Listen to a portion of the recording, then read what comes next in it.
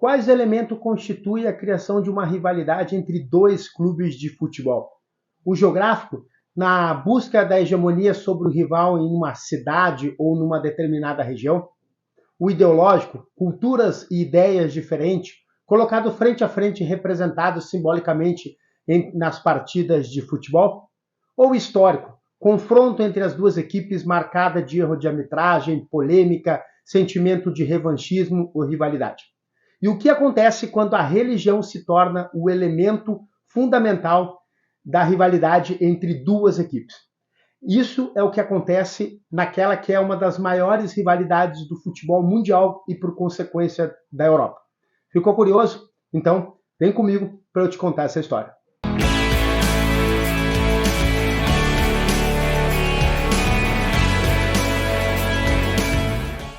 Salve, salve, gente amiga! Sejam todos muito bem-vindos.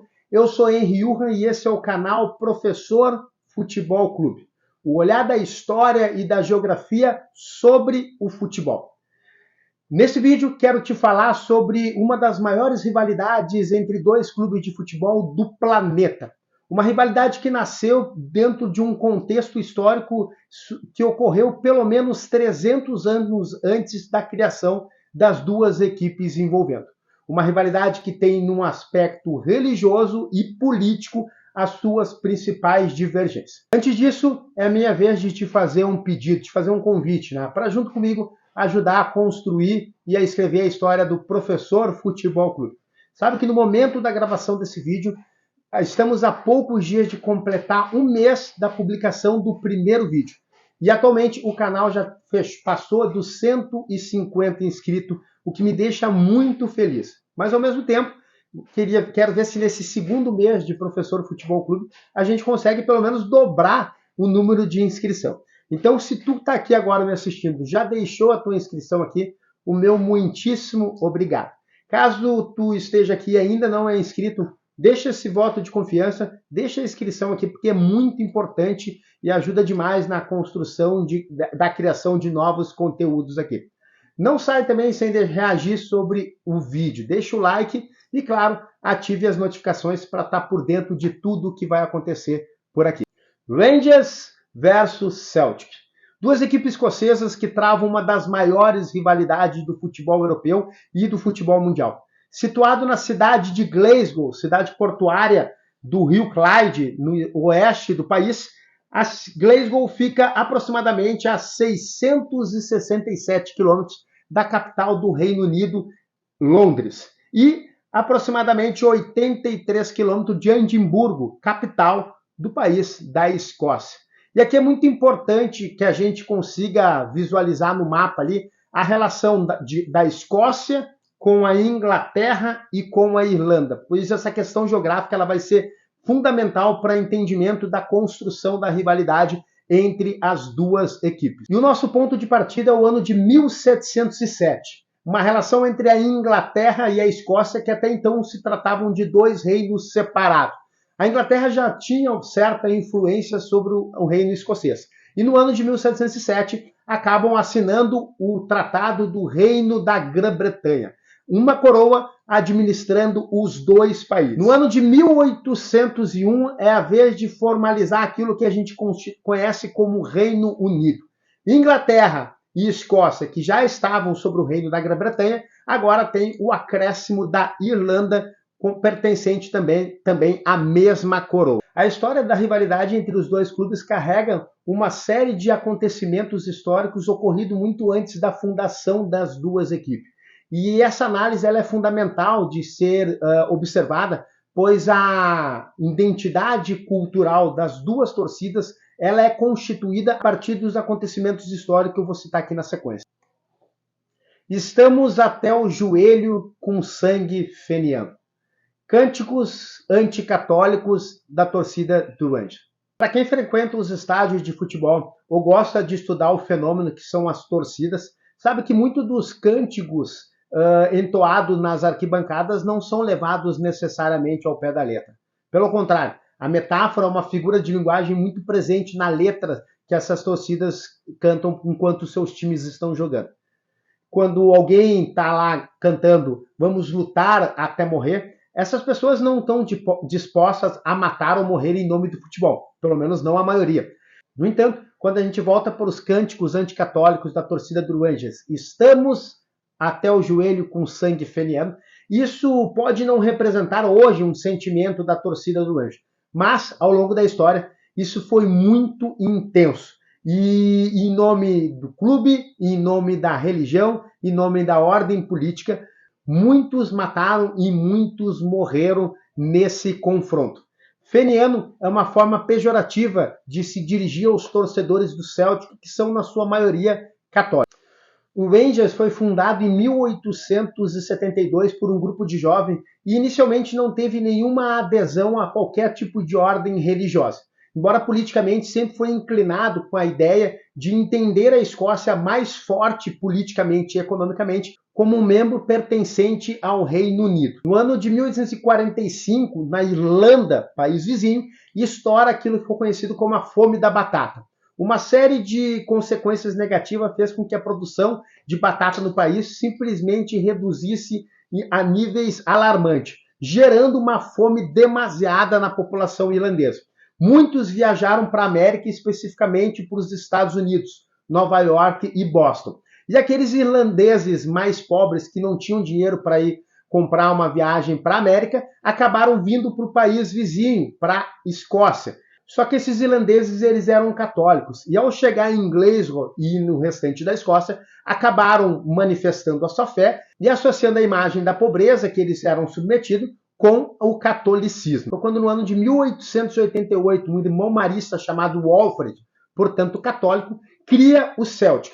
Inicialmente, o objetivo era ter um local para que essa população, esses imigrantes empobrecidos vindo da Irlanda por conta da fome da batata, pudessem ficar, pudessem ter onde se alimentar e, sobretudo, pudessem ter um lugar onde eles tivessem segurança para manifestar os seus cânticos religiosos católicos. E já nas primeiras aparições do Celtic como uma equipe de futebol, ele já começa a ganhar certo protagonismo. Talvez por estar ligado numa comunidade, por ter algo a provar e ter algo a mostrar para o restante da Escócia, o Celtic começa a ter muitos resultados positivos. No dia 28 de maio de 1888 é o primeiro confronto entre Celtic e o Rangers. E a equipe recém-fundada de católicos vence os protestantes pelo placar de 5-2. Nos 6 primeiros campeonatos da liga local, o Celtic foi campeão entre 4, sempre carregando a identidade do povo católico. Naturalmente, o Rangers, se colocando como grande rival e opositor do clube na cidade, começa a ter uma aproximação e ser abraçado pelo movimento protestante que buscava sua resistência não só no campo ideológico, esportivo, no futebol, mas em inúmeros conflitos que ocorriam pela cidade. Depois disso, os confrontos entre Celtic e Rangers nunca mais passou a ser uma partida de futebol comum. Carregadas de muita rivalidade, esse clássico, esse derby, é conhecido até hoje como a velha firma. E o sectarismo acabou marcando muito fortemente as duas equipes. De um lado, o Rangers, protestante da ordem calvinista presbiteriana, unionista, por enxergar a Escócia mais forte como membro do Reino Unido. Contra o Celtic, católico, nacionalista, defendendo a independência da Escócia feito o Reino Unido. Mas para entender essa questão de ordem religiosa, católicos, calvinistas, presbiterianos, a gente precisa voltar na transição do século XV para o século XVI, onde inicia na Europa um período que ficou conhecido como a Reforma Religiosa ou Reforma Protestante. As reformas religiosas foram movimentos que ocorreram durante o século XVI na Europa. Provocaram a dispersão da população que antes estava reunida apenas na Igreja Católica para outras religiões, também cristãs, mas que não se submetiam mais aos dogmas católicos e à autoridade do Papa. O grande nome que dá o pontapé inicial para a reforma religiosa é Martim Lutero. No dia 31 de outubro de 1517, Lutero apresenta um manuscrito feito por ele com 95 teses, em que ele questionava as ações políticas da Igreja Católica, as corrupções envolvendo as pessoas do baixo e do alto clero representante a essa religião. O Lutero, que era um professor de teologia católico da ordem augustiniana. Mas ao observar a manipulação feita pelas autoridades religiosas, ele simplesmente ficou contra e acabou levantando uma série de questionamentos. Mas Lutero não foi o único e nem sequer foi o primeiro. Pelo menos 100 anos antes, já havia questionamentos muito fortes para cima da Igreja Católica. A Igreja Católica, que sempre foi muito forte, muito poderosa na Europa Ocidental, ela já sofria alguns tipos de enfrentamento, alguns tipos de questionamento por autoridades religiosas muito grandes. No século XIV, John Wycliffe, doutor em teologia da Faculdade de Oxford, já levantava uma série de críticas e questionamentos sobre a Igreja Católica, que evidentemente não vai ficar de braços cruzados e fingindo que nada vê. Durante toda a sua vida, Wycliffe precisou fugir para não ser pego pelos representantes da Igreja. Só que depois da sua morte, depois que o corpo já estava enterrado, a Igreja descobriu onde ele estava, exumou o seu corpo, tocou fogo e jogou no rio. E declarou o Wycliffe como excomungado. Naquela época, ser excomungado era a pior coisa que uma pessoa podia ter. Era muito mais do que perder seus direitos civis. Era perder, inclusive, sua base de aliança. Porque uma pessoa que era excomungada era como se fosse uma pessoa que Deus teria virado as costas para ela. Afinal de contas, nós estamos falando da Igreja Católica, a principal instituição daquele período. E ela era simplesmente inquestionável. Ainda no século XIV, John Hus, professor e reitor da Universidade de Praga, no Reino da Boêmia, hoje República Tcheca. John Hus também levantava uma série de críticas e muitos questionamentos. Ele que foi convocado para o Concílio de Constança para que ele pudesse fazer a sua defesa. Haviam-lhe prometido que ele teria segurança nesse momento. Mas, na verdade, foi uma enorme de uma cilada. Quando o Hus chega, ele é imediatamente preso e acaba sendo condenado à morte, sendo queimado vivo. E no momento da sua execução, ele faz uma das frases que ficou conhecido como uma grande profecia. Vocês podem queimar esse ganso, mas daqui a 100 anos surgirá um cisne em que vocês não poderão queimar. John Hus, no momento da sua execução. Curioso que o ano de execução de John Hus foi justamente 1415.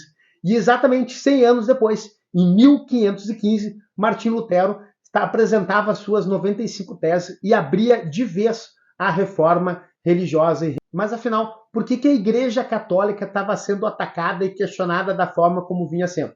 Como vocês viram, não foram fatos pontuais. John Hus, John Wycliffe, Martinho Lutero e outros que eu vou falar na sequência fizeram parte de um contexto histórico. Eles eram extremamente contra os diversos casos de corrupção de dentro da igreja. Eram contra o luxo da igreja, a proibição da leitura da Bíblia pelos leigos. Os leigos eram todos aqueles que não tinham uma vivência, não participavam de uma ordem religiosa. Somente padres, monges, bispos, cardeais e o próprio Papa poderia ler a Bíblia. Eles eram contra a quebra dos votos de castidade e do celibato. E, principalmente, essa foi uma das críticas pessoais de Martinho Lutero. Eles eram contra as vendas das indulgências. As indulgências nada mais era do que a absolvição de todos os pecados. Aqui, para a gente entender o que está acontecendo, a gente tem que ter na nossa cabeça que nós estamos falando de um período de transição entre a Idade Média e a Idade Moderna. E um período de transição entre dois modos de produção. O modo de produção feudal está deixando de existir e o modo de produção feudalista começa a se consolidar nessa forma. E as indulgências, elas passavam a ser vendidas. Então, aqueles pecadores, eles poderiam ter o seu pecado perdoado, bastando dar uma contribuição em dinheiro para a igreja local ou para o padre local que ele recebesse. E mais do que isso, além deles poderem comprar o seu pecado, eles poderiam comprar pecados futuros. E além disso, poderiam comprar inclusive o pecado de pessoas que já morreram. Terrenos do céu eram vendidos. Lutero foi totalmente contra isso. Ele acreditava na fé como o único motivo necessário para ter os seus pecados absolvidos. Para entender melhor esse contexto, vamos pensar que a passagem da Idade Média para a Idade Moderna foi um período de diversas mudanças e transformações. no âmbito político, econômico, social e religioso, no mundo e da Europa ocidental feudal. É normal compreendermos que em um período marcado por diversas mudanças, a principal instituição do mundo medieval, a Igreja Católica, também vem a sofrer mudanças e transformações. E aqui é importante destacar que a transição da Idade Média para a Idade Moderna, entre tantas mudanças e transformações, surgia ali a burguesia, um grupo de comerciantes que começava a ganhar prestígio econômico por conta do comércio, que se estabelecia cada vez mais como a principal atividade econômica nesse momento. A Igreja Católica ela condenou muito o lucro desses comerciantes. Dizia que o materialismo não era algo bem-vindo e que as pessoas deveriam se preocupar muito mais com a sua alma, o seu espírito, do que com o acúmulo de bens pessoais. Era natural que a burguesia, que é a grande representante desse mundo capitalista que começava a aparecer, ficasse, de certa forma, incomodada com os ataques e as críticas constantes da Igreja Católica.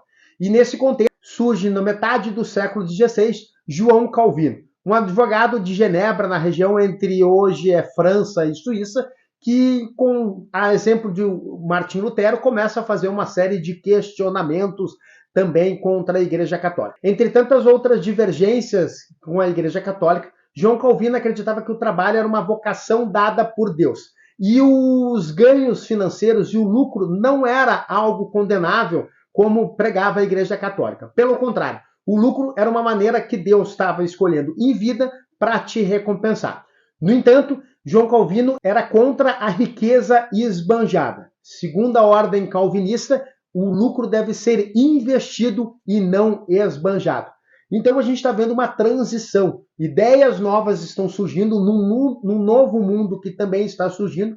A questão monetária cada vez mais presente na ordem capitalista e vertentes e visões religiosas começam a dar conta de ir contra a ideia de que o lucro é pecado, como defendia a Igreja Católica, para dizer que o lucro não só não é pecado, como também é uma bênção de Deus.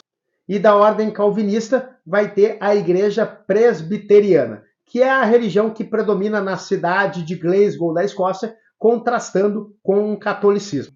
Vamos voltar agora para o Reino Unido, mais especificamente para a Inglaterra.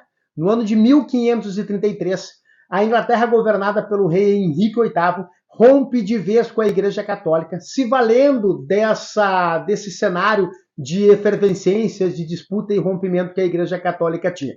Henrique VIII era casada com Catarina de Aragão, filha do rei e da rainha da Espanha. Nesse contexto, a Espanha tinha um reino muito mais poderoso do que a Inglaterra. Henrique VIII, que já não queria mais o casamento e queria se casar com a sua amante, Ana Boleyn, mistura os seus interesses pessoais com o interesse inglês. Em 1533, ele rompe de vez com a Igreja Católica e expulsa todas as representações do catolicismo de dentro do país, confisca as terras e redistribui para a nobreza e termina de vez com a influência da religião no país. Isso vai permanecer até a segunda metade do século XVI, quando Jaime II assume o trono da Inglaterra. Tanto ele quanto a sua esposa eram católicas, e o catolicismo estava prestes a se colocar como religião oficial da Inglaterra. No entanto, o casal já tinha um filho, a sucessão já estava praticamente garantida. É quando Guilherme de Orange ou Guilherme III acabam sendo influenciados pela nobreza local para depor o rei Jaime. Tanto Guilherme de Orange quanto a sua esposa, eles eram protestantes. Então houve nesse momento uma disputa pelo trono inglês, uma disputa de ordem religiosa. Jaime II era católico, Guilherme de Orange era um protestante. Essa disputa ficou conhecida como a Revolução Gloriosa de 1688 até 1689. Nessa mudança política que a Inglaterra deixa de ser uma monarquia absolutista para ser uma monarquia parlamentarista. Mas a Revolução Gloriosa do final do século XVII, que substitui um rei católico por um rei protestante, não vai ficar somente na Inglaterra. Lembra que eu mencionei no início desse vídeo, quando eu falei do reino da Grã-Bretanha, que a Inglaterra já exercia uma influência muito antes sobre a Escócia e sobre a Irlanda? Pois é, no dia 12 de junho de 1690, guarda essa data, 12 de junho, Guilherme de Orange vai até a Irlanda e depõe James II também no país vizinho da Inglaterra, consolidando uma monarquia protestante na Irlanda. Esse acontecimento é um dos grandes marcos da construção da identidade cultural da torcida do Rangers.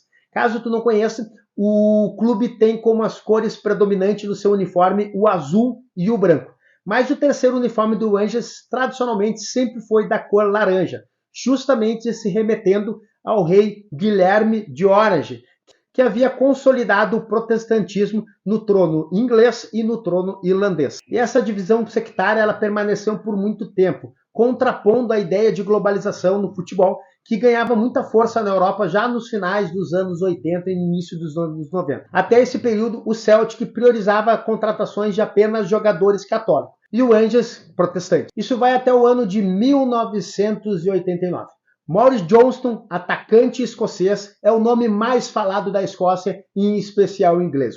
Mas o motivo que levou os holofotes para cima dele não eram os seus gols ou a sua habilidade dentro de campo, e sim a repercussão da contratação pelo Rangers. Isso porque Maurice Johnston, anos antes, havia jogado pelo Celtic. Desde a Segunda Guerra Mundial, era a primeira vez que um jogador que havia passado por um clube foi anunciado em outro. Foi um movimento feito pela direção do Rangers para pôr um fim no sectarismo. A ideia era transformar em Johnston um exemplo do fim dessa divisão quase tribal. No entanto, o exemplo não foi o dos melhores. Ele nunca conseguiu inspirar total confiança e apoio dos torcedores do Rangers, a sua nova equipe, e se inviabilizou totalmente com o lado da torcida do Celtic, ao ponto de que, quando ele encerrou sua carreira, ele precisou morar fora da Escócia para manter a sua segurança e a segurança da sua família. Mas tem mais um personagem que se torna interessante nessa história que envolve futebol, religião e política. Eu falo de Donald Findlay, um dos advogados mais renomeados da Escócia. Mas o que torna ele engajado e envolvido com essa história é que Findlay foi vice-presidente do Rangers entre 1994 e 1999. Ele acabou renunciando à vice-presidência do clube após uma vitória do Rangers sobre o Celtic no clássico, quando vídeos vazaram dele junto com alguns jogadores cantando alguns cânticos da torcida, entre eles os cânticos anticatólicos. A repercussão foi muito forte e ele acabou renunciando. E aqui uma curiosidade sobre o Findlay. Ele mesmo assumiu em inúmeras entrevistas que, como um bom torcedor do Rangers, ele é um unionista. Aqueles que entendem que a Escócia é mais forte estando ligado ao Reino Unido. No entanto, ele também já admitiu não ter nenhuma crença religiosa. E, curiosamente, ele que nasceu no dia 17 de março, que é a data que se comemora o dia de São Patrício, um santo irlandês, ele não comemora o aniversário no dia 17 de março. E comemora, sim, no dia 12 de junho. Lembra que eu falei que no dia 12 de junho de 1690 foi quando Guilherme de Orange depôs James II do trono da Irlanda e impôs o protestantismo no país? Pois é, essa é uma data símbolo para os torcedores do Rangers. Então, Donald Findlay, mesmo não tendo crença religiosa, abre mão de comemorar o seu aniversário, que tem uma ligação religiosa com a Irlanda, para comemorar no dia 12 de junho, o dia da implementação do protestantismo na Irlanda. A questão religiosa, que é uma das marcas da torcida do Rangers, é para Findlay, e assim como para muitos, apenas um elemento que constitui a criação da identidade do torcedor Rangers. A exemplo do seu rival, o Celtic, que tem no catolicismo o elemento principal de constituição da identidade do torcedor. Deixa o teu like, se inscreve no canal, ativa as notificações para não perder nenhuma novidade por aqui. Tchau!